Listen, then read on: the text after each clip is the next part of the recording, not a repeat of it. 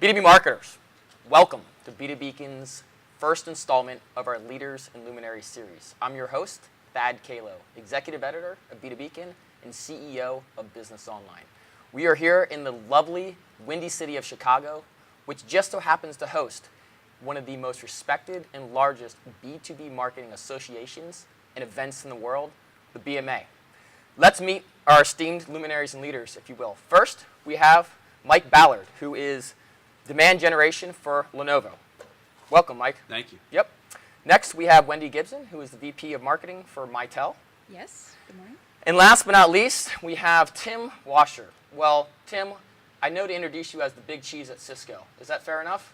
I was demoted, as a matter of fact, so it's not quite big cheese anymore. Okay. So heading up social media marketing for Cisco. Yeah, well, I work in content marketing, yeah. Okay. Fair enough. So let's get this started. I think the first premise I'd love to bring to the audience today is this notion of content marketing. That's what we're here to discuss.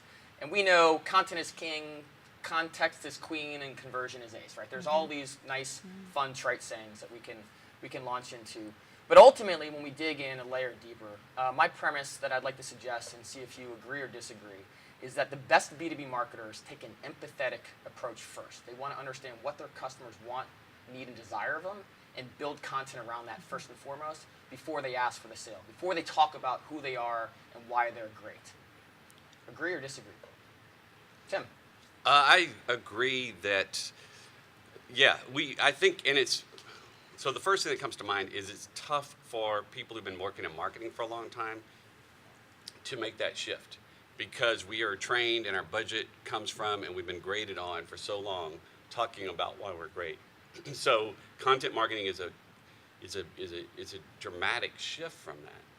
When you get into storytelling, and the way to, I think the best way to empathize, one of the things that we're doing is we have a voice of the customer team where we're trying to get away from telling our stories, but tell the stories of our customer. And inside of there, when you talk about how they transform their business, sometimes there's a role for where Cisco's discussed. And I do think it's important that comes up naturally, that it's not forced. Okay, fair enough. And so what I'm hearing there is social proof persuasion. When you tell your stories, you want to let other folks know that folks just like them have purchased product from Cisco, if you will, in that storytelling process. Is that fair? That's not the goal. I don't believe that should be necessarily the goal. Okay. I mean, there's a wide range of what you need to do in marketing, and so some of that's that is true for a portion of it. I focus more on just the pure storytelling, just telling a true, authentic story that's not necessarily tied to a product. I think it's better to focus on, okay, how can we tell a story about the problem that we can help solve? Fair enough.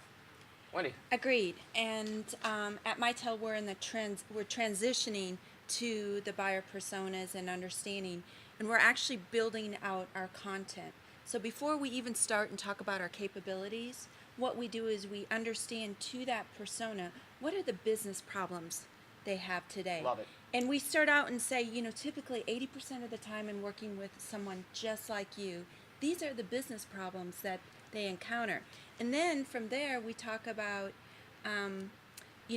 what are some of your objectives, your business objectives, how it may tie to your pain points. So we go through this whole process, and at the very end, we talk about capabilities. So we lay it out, and we're transitioning to this. We're not there yet, but we're kind of flipping the way we market our products. I love it. And can I ask you a question about Sure. that? Because that's fantastic. I mean, I think the notion of personas is incredibly important to marketers.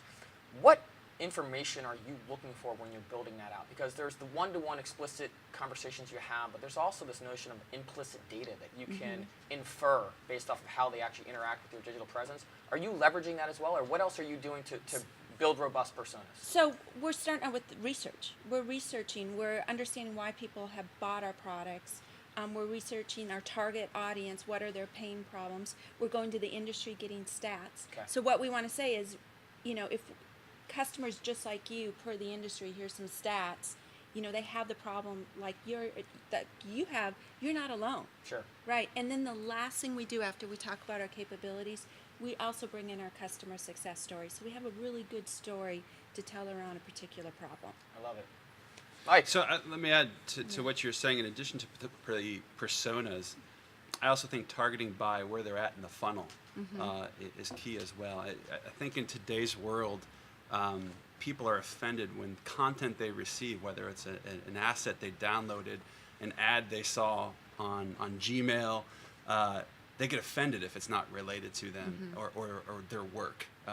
For instance, I'm in marketing. If I got an ad on accounting software, I wouldn't. Why is this accounting software popping up, right?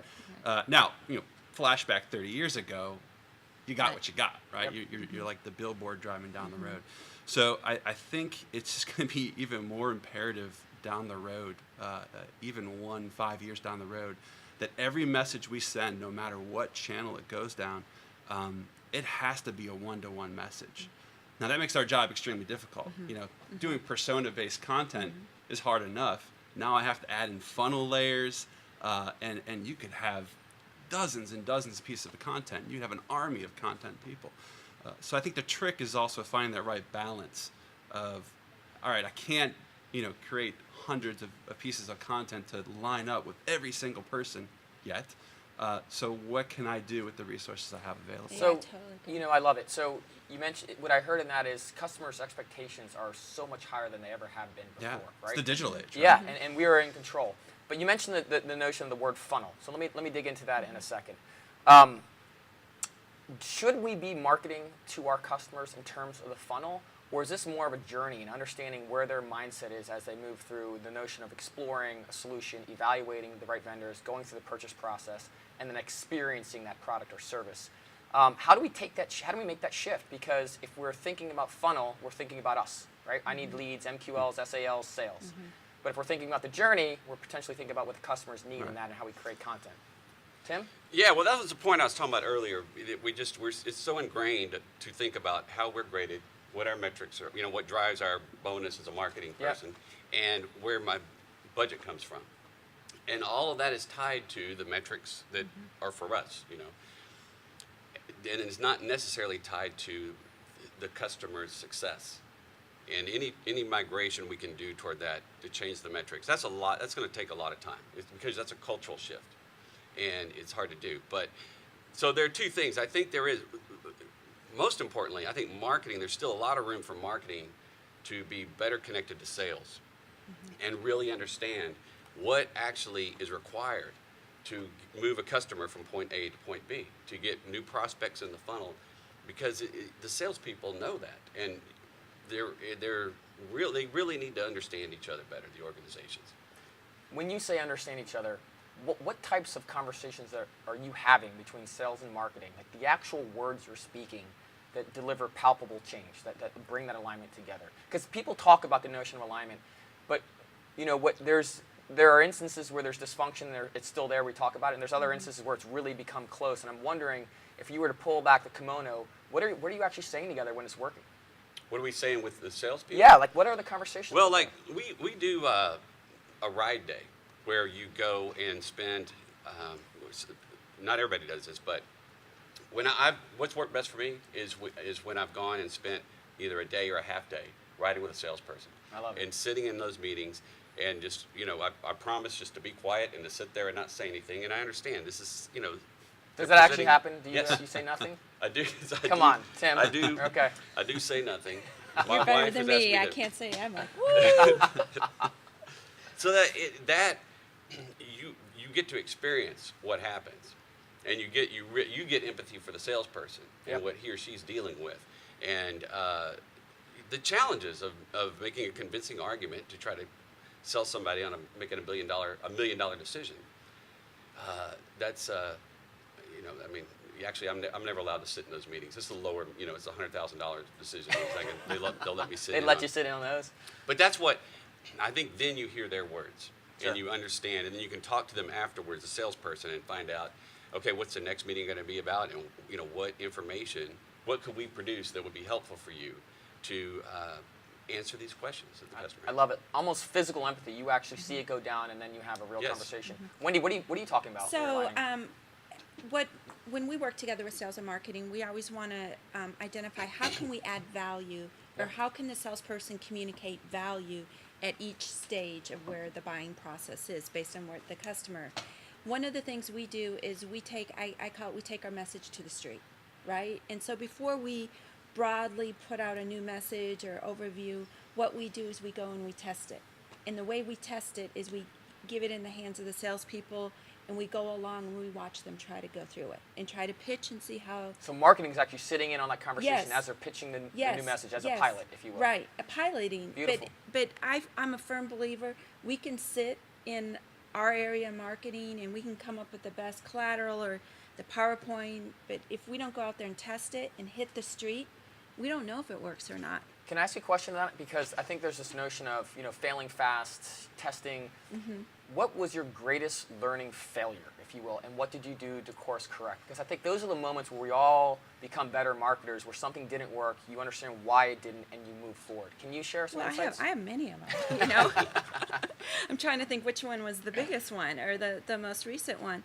I mean, we've put out campaigns that we thought were spot on. Sure. That got no, no inbound. But why? Why do you think that? Like, if you can talk about a specific campaign, why do you think there's a lack of response? I think we had bad data Okay. going out just from a campaign point of view. Maybe we didn't get the best data set that we were looking for, or that maybe we were hitting a certain stage in the cycle and not all the information was updated, so we might have pulled the wrong people.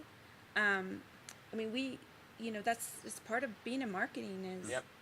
You don't come out of the gate, nor should any person assume that you come out and you're 100% perfect. What you have to do is you have to learn, take it back, adjust, go back out again, and continue. I mean, we call it, at Mitel, we're continuing learning. I love it. My wife constantly reminds me that I'm not 100% perfect, so I understand exactly where you're coming from. Mike, Exactly. So I heard an interesting perspective on this just last week, where we're in this age of selfies, right? Everyone takes Yeah. pictures of very narcissistic, right? Anyway, I don't do it. I've never taken a selfie of myself. Could we do one now with you, Mike? yeah. We might do that. Let's Go finish with viral. that, actually. There you That's go. a great way to idea. finish. All right. Yes. Oh, that would completely blow what I'm about to tell you. But we find ourselves, I think, today, when I look back at what our lowest performing campaigns are, it's when we're doing selfies of ourselves. Yeah. Right? We're doing product selfies, Yep. is how they explained it. Where we're just trying to pitch and force feed our message down that person's mouth. And it provides no value to them. The highest rated campaigns that we do are when we are providing valuable information that customer can use. Right? Our job in marketing is no longer we still have to talk about our products and such, but we're shifting to how can we help this person do their job? Whether that's simple as, hey, here's a checklist on how to succeed in X, Y, and Z. Yep. Here's infographic, those type of things.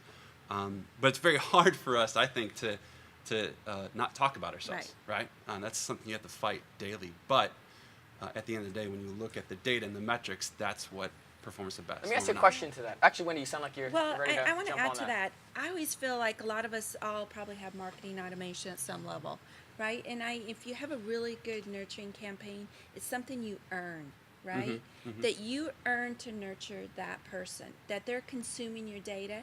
And we have some that, if they stop consuming their data, we stop, right? Because I feel like you can't just blast out. You have to give really good content based on what their needs and wants are or their business objective, and you earn your way to continue to have that conversation. Yep.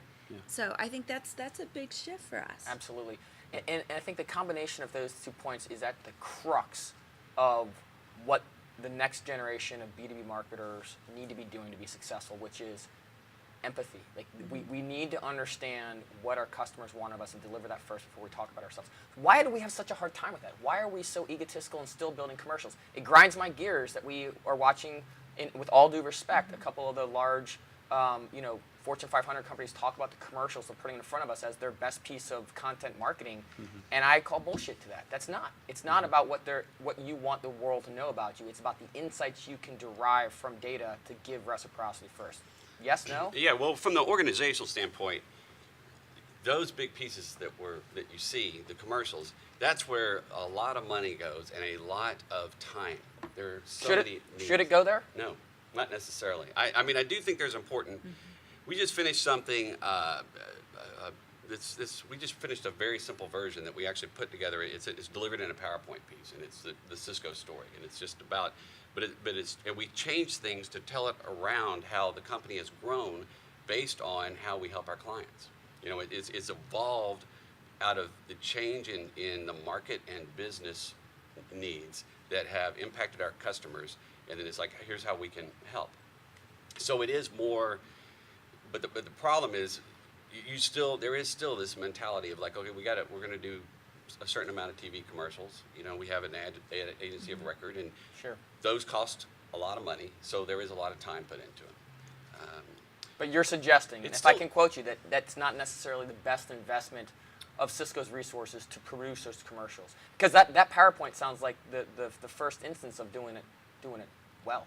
That's right. I mean, you do need a mix. You need a mix because there is a lot of value in brand. And look, we know when it comes down to it, some people will go with they'll choose us because there's not as much risk involved. It's like, okay, we can trust this big company. Sure.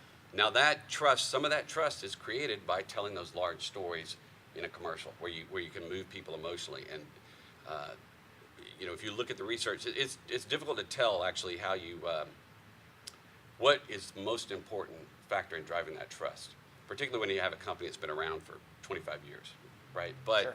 they all play a part, and so you can't shut down a whole bunch of you can't just shut something down without knowing it's working.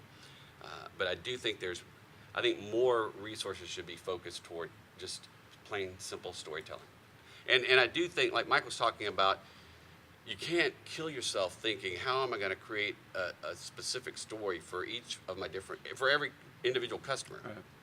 And I think there needs to be some customization there. But at the same time, if you create a story that's just a beautiful, moving story that anybody will love to watch, it's going to have impact throughout. Yeah, I think to that point, building trust at the beginning of a buyer journey or even a relationship is key. For us, we're toying with the formula of our first touch being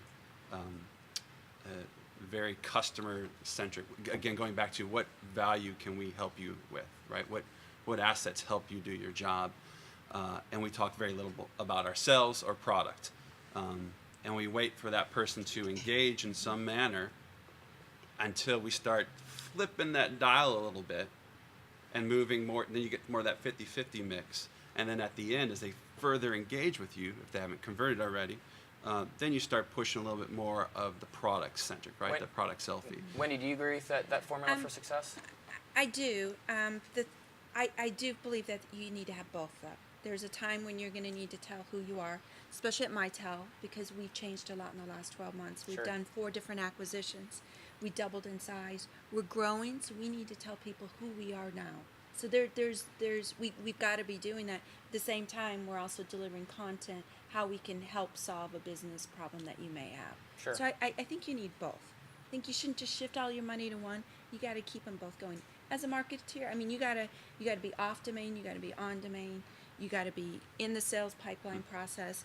I view marketing as when your sales force leaves the streets, you're still there. You may have 50 people on the street level, but with good marketing, you can appear like you have 250, Sure. right? So we got a lot going on, and we have a lot of responsibility. It's just making sure you understand the priorities and what's working. Sure. So understanding the balance between telling your story as well as giving thought leadership and reciprocity to your customers and doing that in a concerted way. We're talking about the topic of content marketing. And I would suggest that probably the most important aspect, the single most important aspect, is insights. What is it that you're actually understanding your customers need? And in the simple instance that you just mentioned, Tim, it's risk aversion. They want to work with you, and so you amplify that, right? And that's how you deliver content.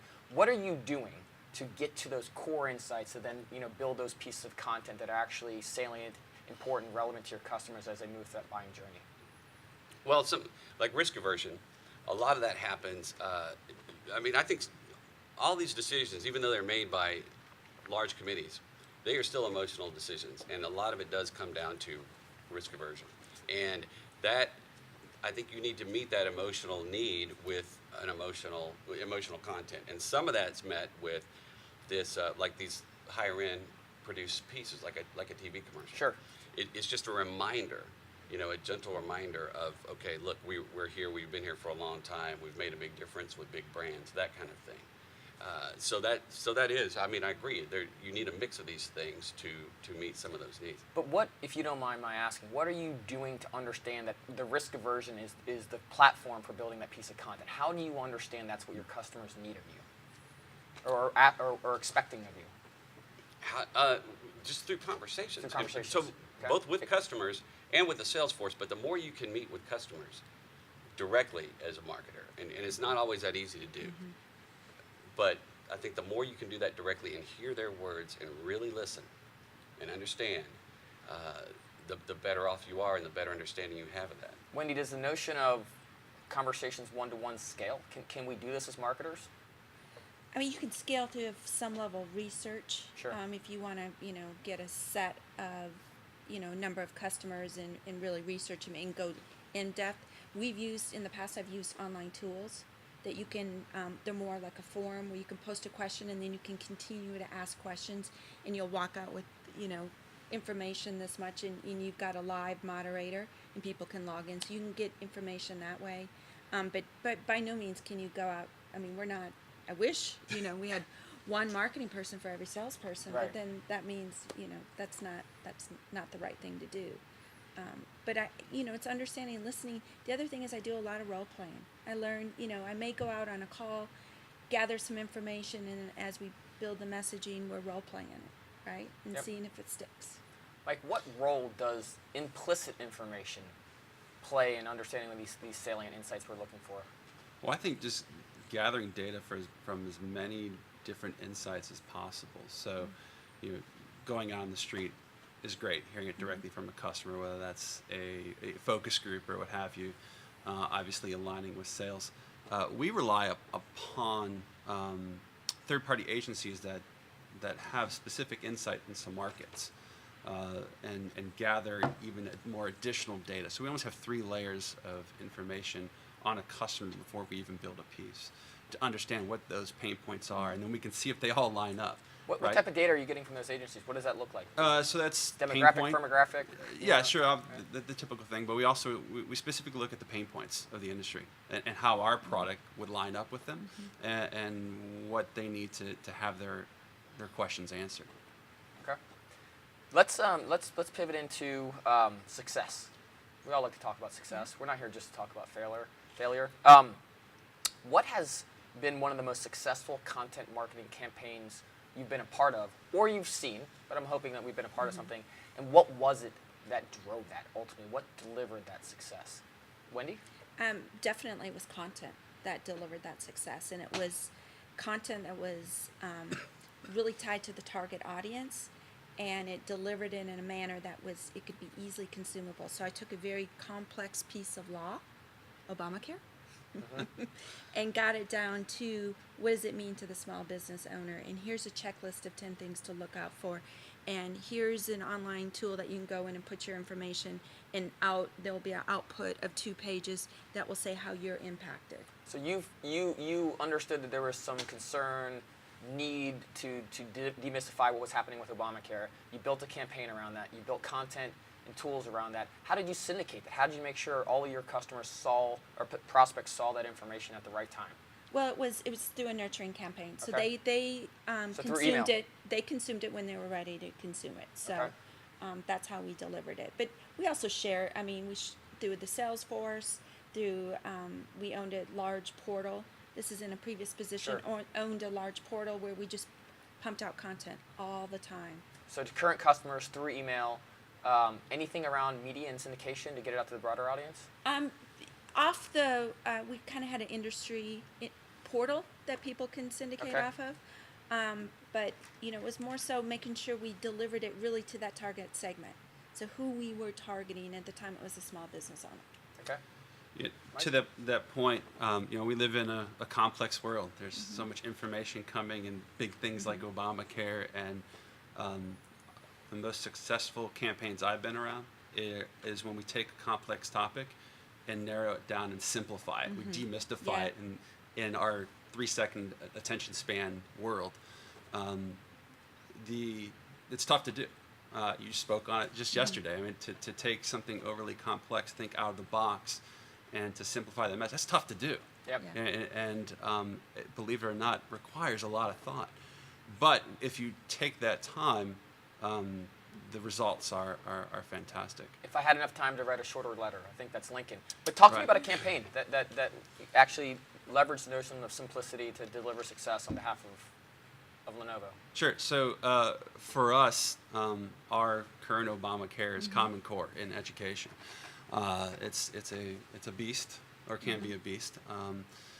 We're finding that the most successful campaigns are tools that we deliver to help them through that. What So, for instance, we do a lot of checklists. So, 10 steps Yeah. to X, Y, and Sure. Z. 2-minute interviews on from experts on how do we address this issue.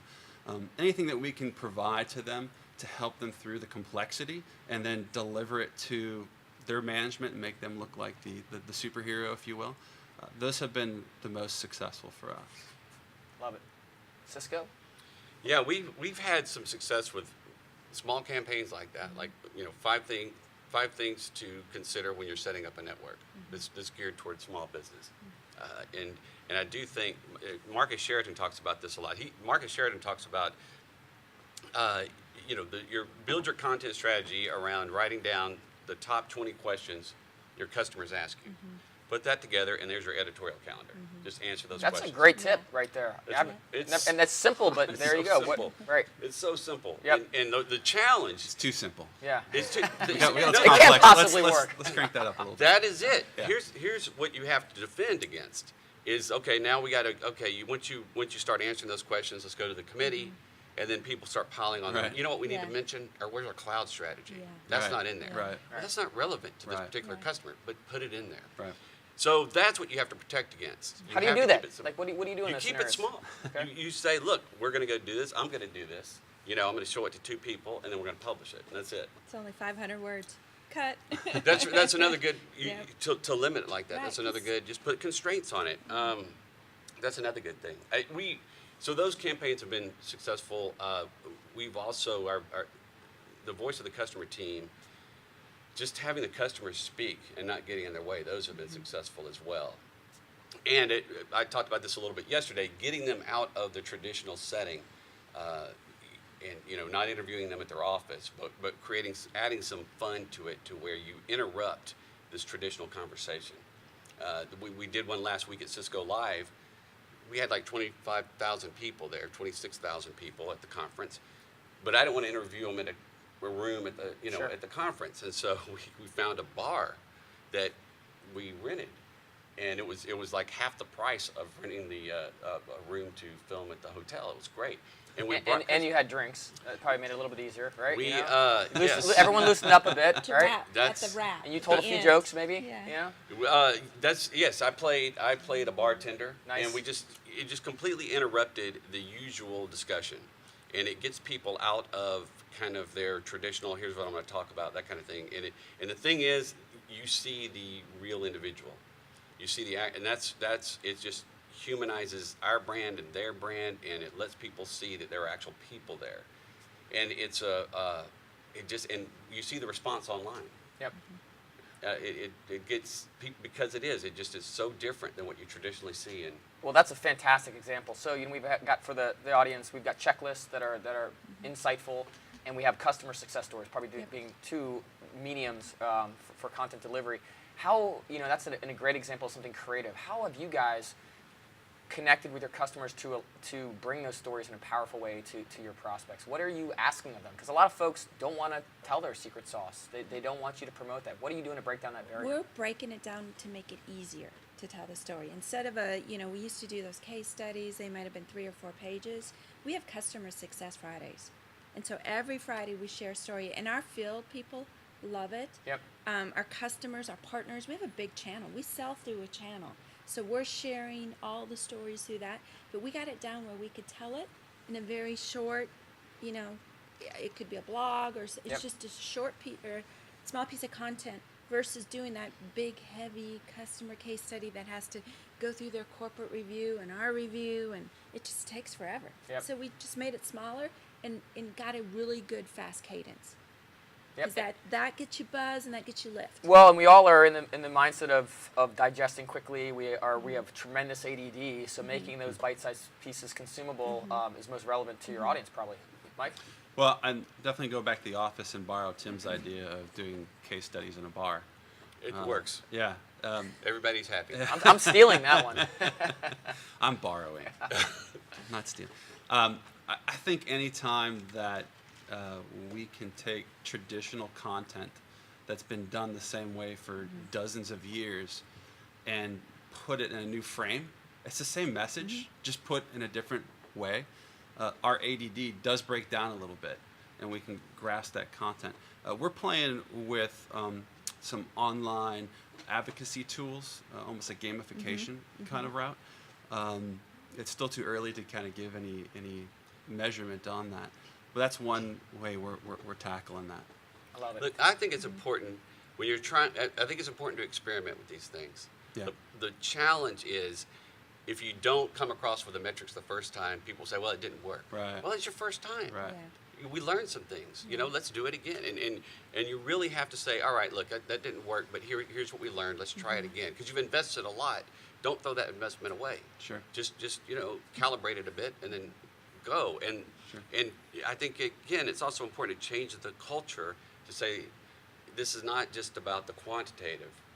Let's look at the qualitative. I mean, did any of our influencers tweet about this? Yeah. That's a Yeah. huge win. That's a great that's point. amazing. Do your large organizations, you all come from large organizations, do they have the patience for failure? Do they give you that rope? Yes. Yeah. Yeah, we do, and we work hand in hand, side by side with sales. I mean, we actually literally sit in the middle of the sales floor, and work daily with the sales executives. And as a company culture and whole, failure, you learn from it, right? Taking risks is part of the job, and especially in marketing, because if we're not taking risks, then we're falling within the norm, and we're caught in the clutter of the rest of the world. So we have to step out of that bound. We might, offend some people along the way, but if we could bring a couple new customers along, I'm happy. Yeah. The executive I went to work for like 4 years ago at Cisco, right before I joined, he said, "You know what? We need to fail more in our organization."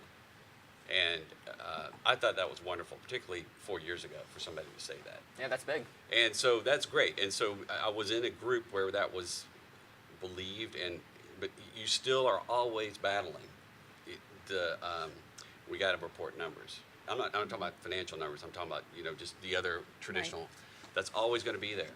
Sure. And you will always have people also in the organization that are just uncomfortable with risk, and so that is a challenge as well too. PBS Digital, when they launched a new PBS Digital channel, I think it was in 2012, they built failure into the performance review for employees. They said, you need to have a certain number of failures, and interesting. well thought out failure. Not just you really have to think about it. You have to consider the consequences and the contingency plans and all of that. But we want to see that you have actually failed, that you've taken a risk. You've been a little more courageous in your work.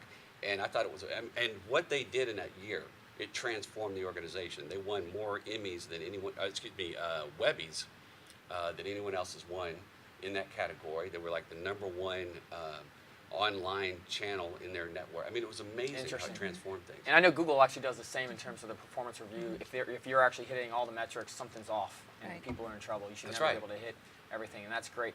One last topic before I let you guys close with some really deep, salient thoughts is tangentially connected to the notion of content, which is syndication. And everyone has, I believe, confusion in the B2B world around social media. What is the role? Does it work? Doesn't it work? And just the fear of having lost control in that channel. So if you could share some context around wins or losses and how you've leveraged social to syndicate your content, I'd love to learn more. Another thing we're playing with within the social space, and to put it out there, in our specific target market, we don't generate a ton of business from a social world. We're still in that as a global brand, because you have to be. But what we're doing is we're actually playing around with some tools that allow us to target specific social audiences based on who we want to target, the segments, their interests, who they work for, that kind of thing. but then interact with them in a drip nurturing type manner, almost similar to email automation. And these tools allow us to, mention this person, wait a couple days, direct message them. If they interact this way, then respond with this. And create some new followers and new lead generation around that space. To me, that's a lot more valuable. Obviously, we have teams that do nothing but sit there and listen socially. You have to listen, right? Yeah. That's the world today. We may not generate specific business, measurable business from a social world, at least in our space. But you have to be there. It adds to the entire brand, and then you can't measure it, right? I can't go to my sales exec and say, hey, we closed $1 million from this one tweet. It doesn't happen. Right. But it's one of those things you have to be in. I have a background in social community software, and one of the things that we're doing at Mitel is we're encouraging our folks to go participate in forums where our prospects may hang out, and to add content but don't sell. Yeah. Give advice, participate, ask questions, and build relationships. But over time, they'll find you. They'll know where to go. They'll come back onto the website, mitel.com, and continue that conversation. But we're really trying to get people off our domain and go participate. Yeah. Yep. Right? Go. That objectivity share. is key. Right. But you got to, don't go in there and start selling. You can't tell that to a salesperson. Well, but you can tell it to your technical marketing, your product marketing people that have a lot of information and they're expert in their area, and they can just spend some time in these, join some communities, build relationships, and share. And over time, they will find you. Yeah. They will follow you home, wherever that may be. Maybe our Facebook page. It could be our website. It could be another domain, another area. Agreed. Tim? Yeah, and I think